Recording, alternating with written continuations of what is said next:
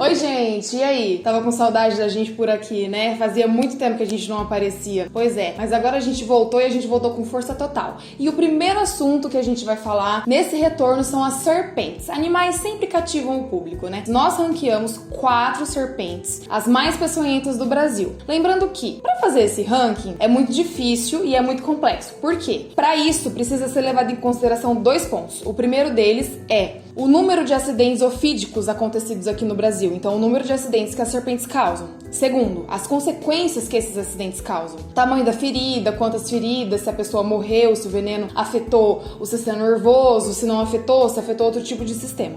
Então, temos esses 2 pontos que devem ser levados em consideração, tá bom? Em ordem, né, de serpentes mais venenosas, nós temos a coral verdadeira, que apesar de causar apenas 1% dos acidentes ofídicos, a peçonha dela é muito letal. Temos a cascavel, a sururucu e a jararaca, todas nessa ordem, da mais venenosa para menos venenosa. Vou falar um pouquinho delas daqui a pouco. Mas antes disso, nós temos que lembrar uma coisa: importância ecológica e importância medicinal das serpentes. As serpentes, elas ocupam um lugar muito significativo na cadeia alimentar. Por isso que elas têm uma importância ecológica muito grande. Elas predam diversos animais, como pequenos roedores, insetos, morcegos, até alguns mamíferos de médio porte, como algumas capivaras. Então elas ocupam lugares muito importantes nessa cadeia, nessa teia linda e maravilhosa. Outra importância que nós temos é no meio medicinal, como por exemplo, pergunta pro seu pai, pra sua mãe ou pros seus avós se algum deles já não usaram um remédio para controlar a pressão arterial chamado captopril. Ele é utilizado para controle da pressão arterial, é um remédio muito antigo e é o mais famoso dentro da medicina. Esse remédio, ele é isolado a partir do veneno da jararaca. Vocês sabiam disso? Vocês estão vendo que as cobras, as serpentes, elas ajudam a medicina, além da produção de soro antiofídico, como todo mundo já tá careca de saber. A primeira serpente que nós vamos falar é a da coral verdadeira. Todo mundo já ouviu falar sobre ela e ela está em primeiro lugar no nosso ranking. A coral verdadeira, ela tem hábitos noturnos, né? Elas vivem em cima de galhos, de árvores, folhas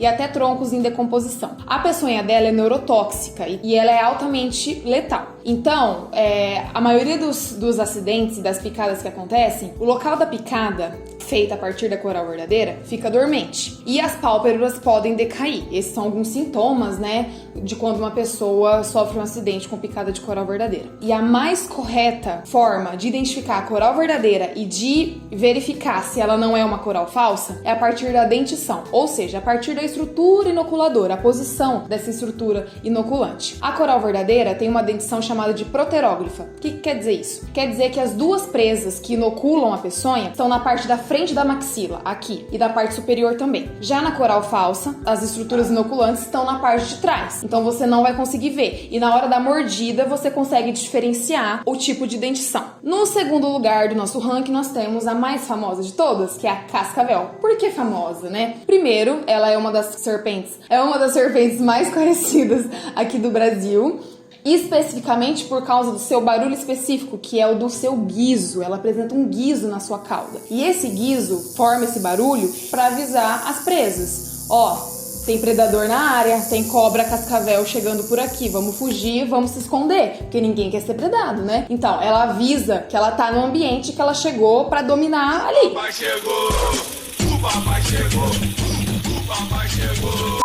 É isso que o guizo faz. Erroneamente, as pessoas falam que os anéis que compõem esse guizo dão a idade da cobra, e na verdade não é isso. Todas as cobras, elas trocam de pele, isso chama-se muda. Essa troca de pele acontece completamente na maioria das cobras. Na cascavel não. Ao invés de acontecer completamente, ao final da cauda, essa troca de pele não acontece. E aí vai formando os anéis do guizo, que ao decorrer do tempo vai se queratinizando e vai ficando mais rígido. Então, se um dia você achar um chocalho de uma cascavel ou uma cascavel morta, você pode pegar ali e verificar a quantidade de anéis que tem ali dentro daquele chocalho. Se tiver 6, quer dizer que ela fez 6 trocas de muda, 6 trocas de pele, e não que ela tem 6 anos. A peçonha da cascavel, ela é neurotóxica também, e ela paralisa os músculos. Faz dupla visão, ela... Ai, corta essa parte, Thomas, pelo amor de Deus. Ela provoca visão dupla e paralisa os músculos também. E em terceiro lugar, nós temos a sururucu. A sururucu, ela é uma das maiores serpentes que nós temos na América do Sul. Ela pode chegar até 4,5 metros de comprimento. Então ela é muito grande. E uma das maiores do mundo também. Apesar dela não ter um chocalho na cauda que nem a cascavel, ela possui um barulho específico também. A partir do quê? A partir do atrito da cauda dela com algumas folhas. Só que esse barulho que ela produz, além de avisar que tem predadora na área, que ela tá ali para dominar as presas, quer dizer também que ela pode estar incomodada com alguma coisa no ambiente. Então, se a temperatura tá meio ruim para ela, se o ambiente não tá muito bom para ela colocar os ovos, então ela avisa isso também. Além disso, o veneno da sururucu, ele é muito letal. É um dos acidentes que mais causa mortes aqui, junto com a jararaca, que a gente vai ver daqui a pouquinho. Uma das características principais dessa serpente é as manchas ao redor do corpo dela em forma de losango, né, de cor marrom escuro, mais ou menos. Quando alguém é picado por uma sururucu, ela apresenta diversos sintomas, muitos sintomas na verdade, né? Então ela pode ter diarreia, vômito, ela pode ter sangramento da gengiva, na urina, nas fezes, né? Queda da pressão arterial, queda da frequência cardíaca, insuficiência renal em casos mais graves. Então os sintomas são muitos e eles podem evoluir até um quadro, né, que leva a pessoa a óbito. Por fim, não menos importante, nós temos a jararaca. A jararaca também é muito conhecida no Brasil, assim como a cascavel. Na América do Sul, na verdade, ela é muito conhecida. Essas cobras, elas são típicas de regiões tropicais. Tem uma ilha em São Paulo chamada Ilha das Cobras. Não fica em São Paulo, né? Mas na ilha. E essa ilha, ela é repleta de jararacas e as aves que sobrevoam aquele lugar ali são as principais presas dessas cobras. Tem outras espécies também, mas as jararacas são as principais. Corre lá no Google e dá uma pesquisada pra você ver quão legal é isso. Essa ilha passou por uma evolução muito bacana. Mas não menos importante, voltando à jararaca, né, Rafaela? Pensei. A jararaca é uma cobra também extremamente perigosa. Quando você é picado por uma serpente dessa, você precisa urgentemente buscar ajuda, buscar um pronto-socorro, buscar algum atendimento, porque a peçonha dela é de lascar. Em questão de horas, pode levar um adulto a óbito e a taxa de letalidade é de 7%, não é pouca coisa.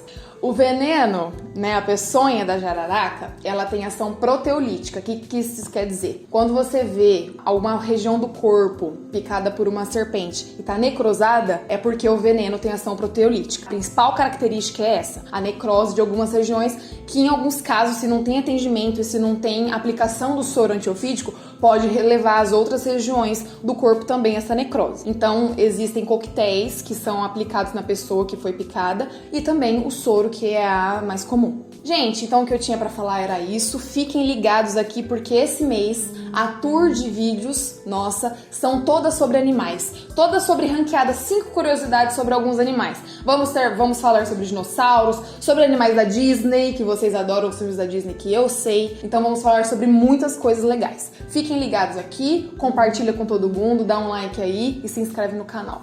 Um beijo!